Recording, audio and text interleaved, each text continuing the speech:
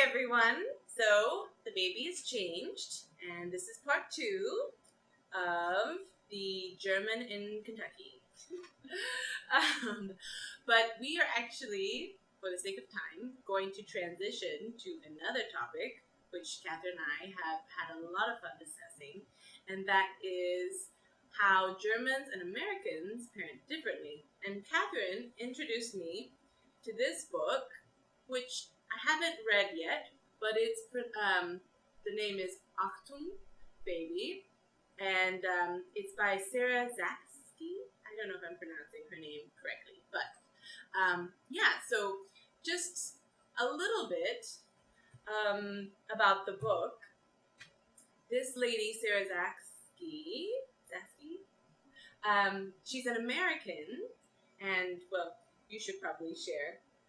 Yes. So she's an American, and moved to Germany with her husband and their baby, and lived there for a few years and had their second child there, and then moved back to the United States. And this is just her observations, her experiences, having raised children in both countries now. And this is not like necessarily pros and cons, but just again her experiences and what stood out to her in both countries. And it was interesting because a friend of mine actually gave this to me after I had my first child, and it was funny. I was reading the book and I was like, oh, that makes so much sense now. It's so funny as a third culture kid, you're like an expert and not an expert of two cultures, and so often like you live in one, and it's like the shoe doesn't fit 100%, and some things not quite right. Some things feel really right, but other things don't feel really right. But then or don't feel right at all, and then you go into the other one and you experience exactly the same. And so in terms of just like being a parent, and well, before I was a parent, I was a therapist by trade, so I was working with a lot of kids and parents, and so I was still exposed to it.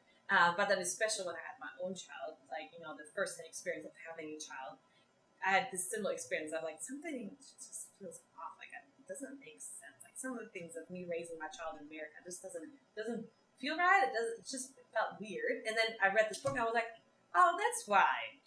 Because this is like her observations about the differences between, child rearing culture in America versus Germany just helped me to understand that's why it feels so weird. Because I'm used to, like, again, my own childhood, which happened in Germany. I was raised by a German mom in Germany, in a German school system, in a German church, and everything. And now I'm here, and that's my blueprint. That's my prototype. And it just doesn't fit 100% in the American culture. And so it was just, it's a great read. It's a lot of fun to read. So even if you're not, a third culture German American, it's really, really great. And I think she made this really, I don't even know how to say that in English. But this really, I know I mentioned this to you, a very interesting observation, provocative observation. Provocative. Right at the beginning of the book, where she says that America is known as the country of the brave and the free, but in her experience of having lived in two different cultures and raised her kids in two different cultures and having come back again to America, that is not how Americans raise their children anymore. Okay. Yeah, definitely provocative. Yes, very provocative. And that's like, it catches your eye. I was like, oh, I want to read more about this. Why so? And then just reading, I was like, oh yeah, in part, I can definitely see that. Obviously, America's a big, big country with culturally so diverse, so obviously it doesn't apply to everybody. But generally speaking, I've experienced very similar. I've had very similar experiences to her, which is one of the things where I almost felt sometimes like I'm a straitjacket here in America, because I see, people having expectations of me, not like unspoken. Again, maybe that's just me reading into them, and they're not actually having those. But I feel like, but then also comparing my parenting to other parenting styles of people, of friends and acquaintances, people around me, to just see that it's like, oh yes, this. I don't know. Should I be doing it? Should I be watching? Like, should I be afraid that somebody's gonna abduct my child? from the playground. Mm. Like before, it's like I was never worried about this, and then all of a sudden, everybody here is really, really worried about this. And my child gets abducted, or kidnapped, or so. Which again is something that she says too. It's just like, that's one of the carefree mentalities of Germans raising their kids. They allow them much more freedom and independence. Versus here in America, the country of the independent and the brave, independence is not a trait that is very much supported in children. It is in very secure and controlled environments like the school, but not out in the world.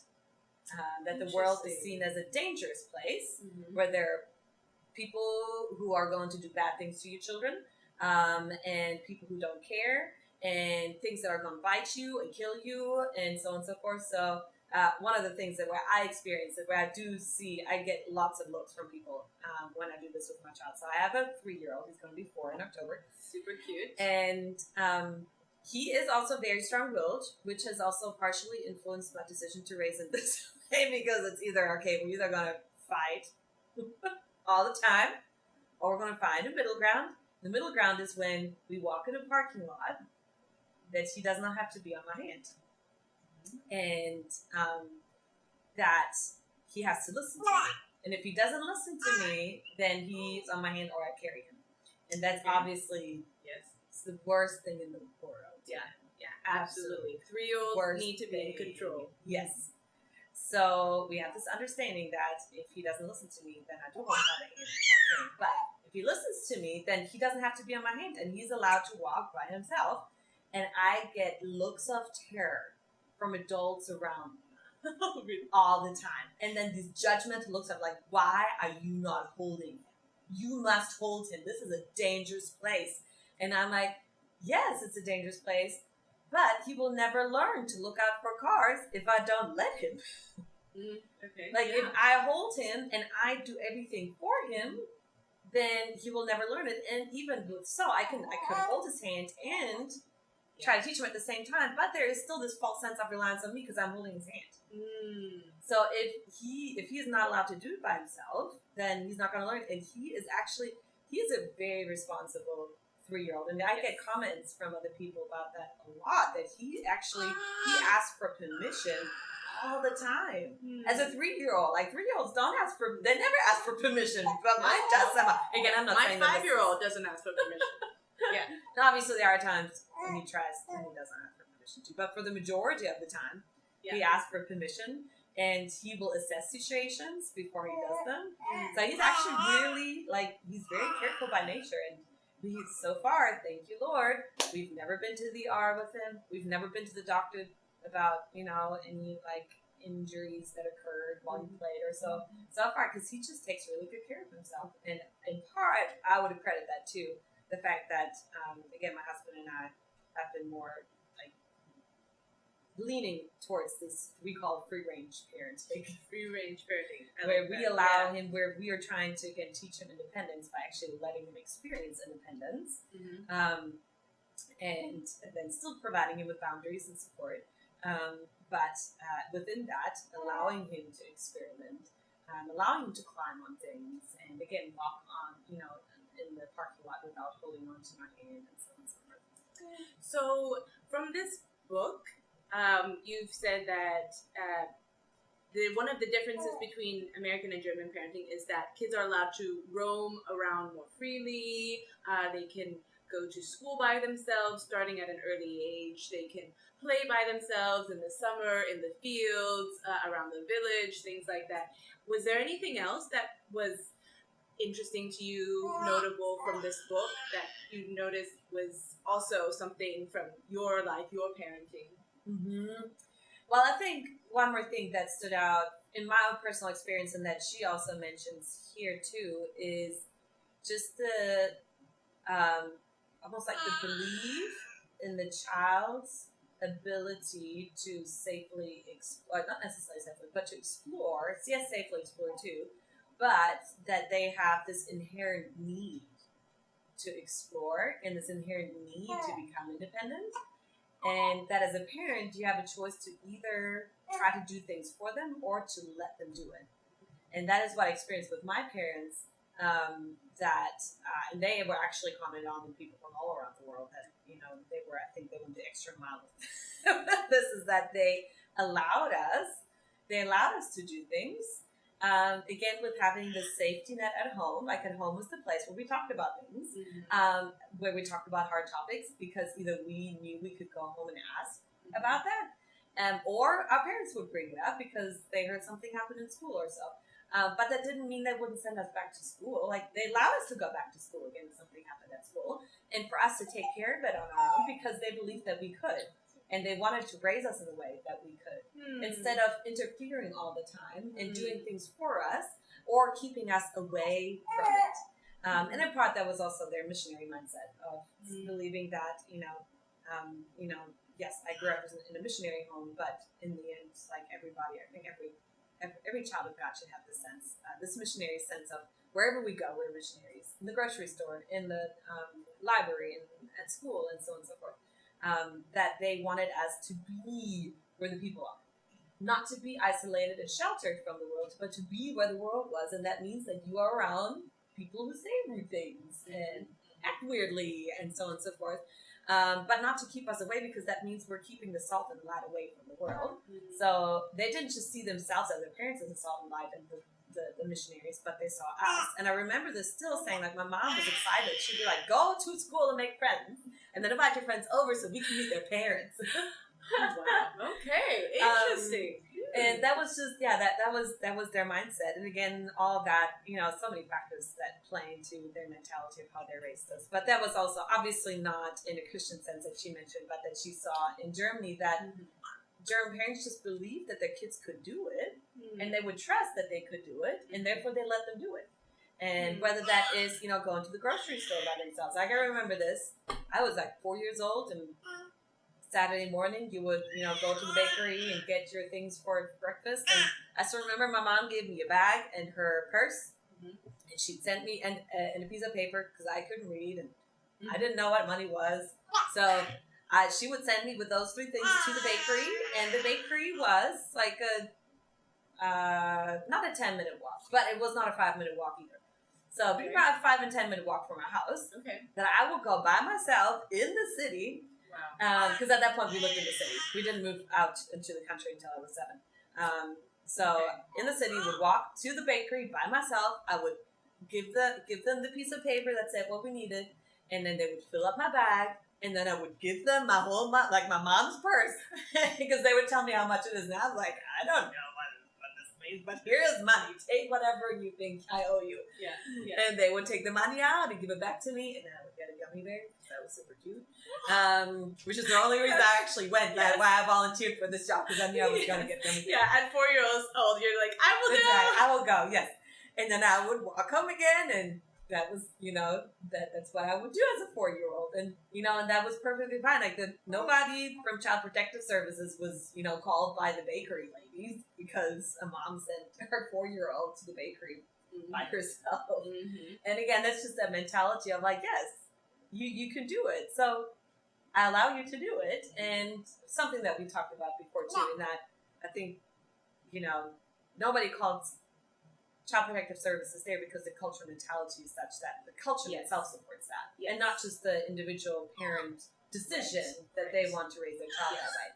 So if you have culture that supports that would not be acceptable here. Exactly. Yes. In America. Exactly. So there it's acceptable, and therefore the whole culture supports it. So if somebody sees a child walking by themselves or riding the bike by themselves, nobody inhibits that. But if they see that a child needs help, then people will approach the child and offer help. Versus, again, and that's something that, I'm sort of mourning and grieving a little bit being here in America, that, again, I don't necessarily have the backup of the culture here to be able to raise my child in the same way, because you either have parents who will judge you for it and call CPS on you, or you have the parents who are like, yes, go for it, I'll support your child. Yes, but not across the board. Right? Exactly. You just never know who's going to be out on the road when your child, does go to the store by him or herself. So that's a little bit unfortunate thing that I've been grieving a little bit here. Yeah. Wow. that is so fascinating. I feel a sense of conviction just listening to your story because I know that I'm not. I tend to be more of a protective, a little bit overprotective, probably. Hey, welcome. Hi, did you wake up from your nap? Hi. Can you say hello? Maybe you want sit to sit on here? Miss Catherine's lap? No? No, I know. Okay. I'm not your mom, so Here, maybe Catherine, I you take the understand that. baby. Yes, I take the baby. I'll take the toddler. But I hope that you will share your thoughts and maybe that was your experience in Germany as well. And if anyone would like to have that same environment in your town in America or overseas or in the world, anywhere, I know that in China we have had those experiences where they can be similar.